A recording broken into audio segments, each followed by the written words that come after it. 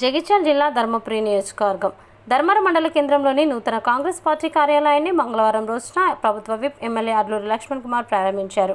ముందుగా ధర్మపురి నియోజకవర్గ ప్రజానికానికి ఉగాది శుభాకాంక్షలు తెలియజేసుకుంటున్నామని, పార్లమెంట్ ఎన్నికల్లో కాంగ్రెస్ పార్టీ గెలిపే లక్ష్యంగా పార్టీలో చేరిన ప్రతి ఒక్కరికి స్వాగతం పలుకుతున్నామని, గత 15 సంవత్సరాలు ఇక్కడ ప్రాతినిధ్యం వహించిన కుప్పల ఈశ్వర్ ఈ ప్రాంతానికి చేసింది ఏమీ లేదని ప్రజలు గుర్తించి ఓడగొట్టారని చెప్పారు. ఇక్కడ మళ్ళీ ఎంపీ అభ్యర్థిగా పోటీ చేస్తూ గడ్డం వంశీ గారిని, వివేక్ గారిని డబ్బులు గల వ్యక్తులు అని చెప్పడం జరుగుతుందన్నారు. 2004లో కుప్పల ఈశ్వర్ ఆస్తులు ఎన్నున్నాయని, మొదటి అసెంబ్లీ ఎన్నికల వరకు ఆస్తులు ఎన్నో ప్రజలకు సమాధానం చెప్పాలన్నారు.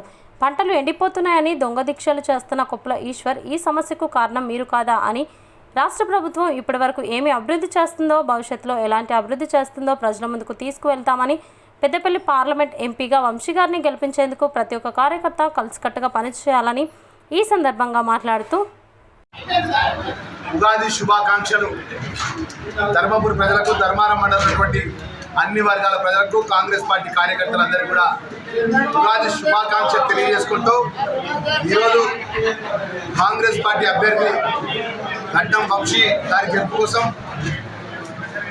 కొన్ని గ్రామాలకు వెళ్ళి ముఖ్య నాయకుల యొక్క నేతృత్వంలో స్థానిక గ్రామ స్థాయి కాంగ్రెస్ పార్టీ కార్యకర్తల నేతృత్వంలో కూడా చేరికలు ఉండడం వల్ల మరి పెద్ద ఎత్తున చేరినటువంటి ప్రతి ఒక్కరు కూడా పేరు పేరున వారి స్వాగతం పలుకుతూ శుభాకాంక్షలు తెలియజేసుకుంటూ, మొన్నటి వరకు గత 15 నుంచి 20 సంవత్సరాలకి ప్రాతినిధ్యం చేసి మొన్న జరిగిన ఎన్నికల్లో కూడా టీఆర్ఎస్ పార్టీ అభ్యర్థి కుప్పల ఈశ్వర్ మంత్రిగా వ్యవహరించి ఇక్కడ ఎడగబెట్టింది ఏమి లేక ప్రజలు ఓడగొడితే తిరిగి పార్లమెంట్ అభ్యర్థిగా వచ్చి ఒక మాట మాట్లాడుతున్నాడ. ధనికులు ఎవరు?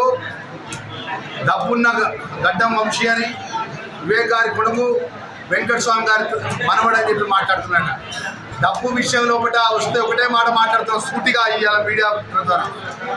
2004 ముందు కుప్పల ఈశ్వర్ ఆస్తులు ఎంత, 2024 లోపల మొన్నటి వరకు మీరు ఎలక్షన్ మన 23 జరిగిన అసెంబ్లీ ఎన్నికల లోపల నామినేషన్ వేసినప్పుడు నీకు వచ్చినటువంటి ఏదైతే నామినేషన్ లోపల నీకు ఎన్ని ఆస్తులు ఉన్నాయి, ఆ ఆస్తులు ఎక్కడి నుంచి వచ్చినాయి, ఏమొచ్చినాయి, ఏ విధంగా సంపాదించినావు, ఏదో కాంట్రాక్ట్ చేసి సంపాదించినవా, మీ తాత తండ్రులు భూములు ఉంటే ఆ భూములు అమ్మి సంపాదించినవా, ఒక్కసారి ప్రజలకు జవాబు చెప్పు.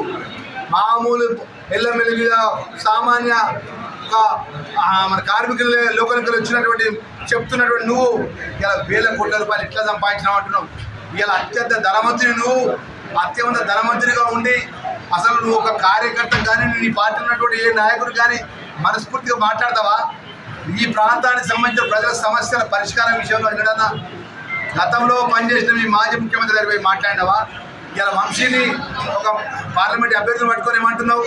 డబ్బున్నాడు, డబ్బు అత్యధిక డబ్బు ఉన్నటువంటి వ్యక్తులు ఎవరంటే ఈ రాష్ట్రంలో, ఈ ప్రాంతంలో కుప్పల ఈశ్వర్.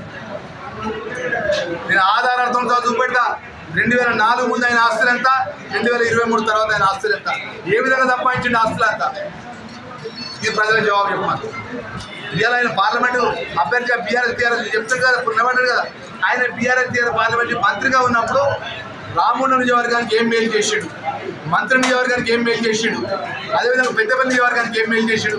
ముఖ్యంగా ధర్మపురి ప్రజలు గుండెలో పెట్టుకున్నారు కదా, ఈ ప్రాంతానికి సంబంధించిన నీళ్ళ కోసం పంట పొలాలు ఎండిపోయినాయని చెప్పి పంట పొలాలు ఎండిపోయిన దీక్ష చేస్తారు కదా, దీక్ష చేసిన కార్యక్రమం కాదా టీఆర్ఎస్ విధంగా బీజేపీ ఇద్దరు అభ్యర్థులకు బుద్ధి చెప్పే విధంగా మన ప్రజల వద్ద పోవాలని చెప్పి పిలుపునిస్తారు.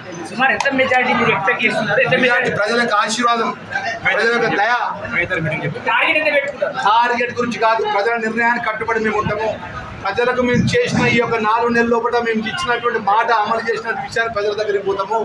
రాబోయే కాలంలో ఈ ధర్మపురి నియోజకవర్గం లోపల శాశ్వతంగా పత్తిపాక రిజర్వాయర్ తీసుకొస్తాము, సాగునీరు ఇస్తాము. ఈ కార్యక్రమంలో మండల కాంగ్రెస్ పార్టీ నాయకులు, కార్యకర్తలు తదితరులు పాల్గొన్నారు.